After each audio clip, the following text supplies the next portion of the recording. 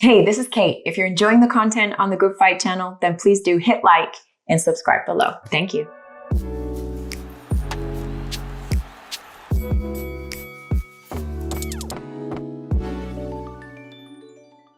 So, you took over with Deontay at a time where I guess he felt wronged by multiple people, right? He felt wronged by Mark Breland. He felt wronged by Tyson Fury. One of the things I always wondered about in terms of the role of a coach, is it difficult to be honest with your fighter whilst at the same time making sure that you're maintaining and building their confidence? Is that a difficult balance to strike? You well, it depends on what your agenda is. I don't mind Deontay being mad at me or cussing me out because I'm telling him something that I feel that was right for him. I don't Mm-hmm. mind him being upset at me because I spoke my mind about something that has to do with this craft that he don't agree with. I don't mind telling him. Now, if me telling him what I feel as though is right and not just agreeing with him, if that right there causes us to have some type of outbreak that we're no longer brothers, then we never was brothers. Like you Right. get, that's how serious and compassionate I am about the relationship. So it's almost like if I'm telling him something, Deontay would he trusts with his life that I'm only saying it because it's the best. It's the best thing for him. If I disagree with him, I have no problem saying no. That's not it. We're going to do it this way because this. And Deontay is an example. He's a visualizer. He's an energy guy. So if I'm coming to him with something, I'm not just saying, yo, you have to do this in the ring because of this, and you're not doing that. I don't go by the verbs, Kate. You get what I'm trying to say? I have Mm-hmm. film study. Humans can Mm-hmm. lie. Humans can make things up opinionated. You can't tell me I what feel you you. think if I could tell you what we both see. And that's film Mm-hmm. study. That makes a Mm-hmm. lot of sense. So it was October that he fought, right? Do you guys have a timeline when you want to see him back in the ring? Oh yeah, well, you leave that up to me. I think Deontay should be fighting 3, 4 times a year, but that's in the made up world right now, especially Dang, when that's you look at often. yeah, because if you look, especially if we get work how we did like the other night in October, he You go go in one there and clip a round. guy. Yeah, like that's like, Right. and what's the real scary part about it is he had the ability, even if he fought 3, 4 times a year with his type of power and the way he's taken to the systemized things that we're working on now, that type of result can happen every fight. So what do you do with a guy with this Mm. type of freakish type of power? You have to keep him busy. But for the sake of the business and for the sake of big fights and these big fights to be promoted in a certain amount of time, fights take time. You know what I mean? Right. So if it's up to me, I would want to see Deontay back in the ring in what, first quarter of March. I think we Okay. should be back in training camp in January or something like that, or pre-camp or something like that. So, everything is going to be good in according to schedule. It'd be a good thing. So there's only currently two routes back to a title for him, right? One is through Oleksandr Usyk, and then the other one is through Tyson Fury. How soon do you expect him to be able to be back and contending for a title? Like, how quickly do you think he gets into a title fight?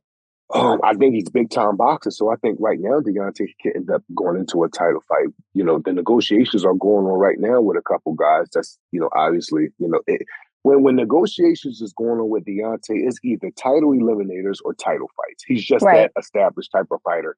Not to go around your question, Kate, but I truly believe and I thought that Usyk was going to come to the fight with Helenius because this is what was told or this We is all what was believe said. that. That was the narrative. Yeah. Absolutely. Yeah, but Usyk has major plans, and Eagles they have major plans right now, only focused on Tyson Fury, and that right there is the business aspect of it. And I Mm-hmm. get that. If it's up to me, Deontay will fight Anthony Joshua next. But Deontay and me and our team can't just win it. But AJ is having a rebuilding type of conversation or verbs that Mm-hmm. he's saying. So it's just all about getting whoever it is we can get in the ring, but that also meets that top that high level boxing criteria concerning marketing, concerning fans, and things of that nature. Are you saying if it was up to you, he would fight Anthony Joshua because you already believe that Alexander Usyk wants to go in a different direction right now and his focus is elsewhere? Or are you saying that because Absolutely. actually, not because you think that Deontay would kind of prioritize the fight that feels more personal to him?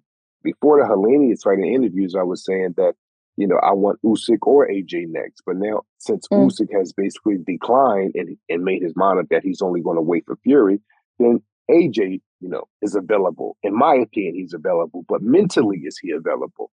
Like, Mm. yeah, physically he could, and what I mean by that is he's willing to fight Deontay right now because Deontay is ready to fight anybody in the world, especially these names that I'm naming right now, the Usyks, the Anthony Joshua's, even the Fury for part four. I'm very interested in that. But let's be real, if you were Anthony Joshua's coach, would you be telling Anthony Joshua to take a fight against Deontay Wilder right now? At this level in his career, absolutely I would, because one, the fight was supposed to been happen. Two, he just lost to Oleksandr Usyk 2 times. Three, I also believe Anthony Joshua is big time boxing. These guys are now getting older. Let's get these big fights made. I would hate for so much time to go by, Kate, and we end up with another Riddick, Bo, Lennox Lewis type of situation. These greats didn't get to fight each other. These type of fights are just not good for boxing. They're good for the world. They're good for sports. They're good for culture. They're good for the young kid that's coming up 14, 11 years old in the gym that want to see these kind of fights. So I just think it should happen. But we can want it all we want. AJ has to want to fight, and his team has to want it, and Eddie has to actually be willing to do, you could say, legitimate good business, and him and Shelly have to connect to make this happen. Or otherwise, Deontay is going to do bigger and better things, whatever that may be. You have said that you think that Anthony Joshua is a long way from matching Deontay Wilder. Where do you think he's lacking? But you got to be very careful with these fighters, kid. They're very tough but extremely sensitive. So they only like when you say good stuff about them. So they'll love you until you say something against the wall. But I'm gonna say this: but you don't need Anthony Joshua to love you, do you? Not at all. I'm hoping that he don't so much that he wants to fight my fighter, Deontay there you Wilder. Go. So the whole thing is I feel as though that AJ. This is what I do understand. The lack of mental strength right now may not be there because he lost 2 times to a smaller guy.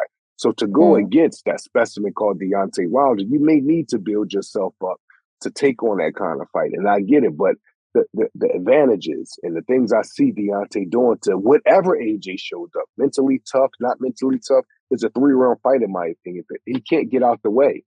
Deontay is just not a guy that's a big guy that punches hard, but he's slow. He's not a big guy that punches hard, but is distant and third. No, it comes fast. If you can't get out the way of it, you're in trouble. And I believe AJ is in trouble if he signed the contract. You talked about big time boxing, right? And you mentioned final eliminator, but we didn't name him. Andy Ruiz is the final eliminator that's been mandated by the WBC, right? How do you like that fight for Deontay?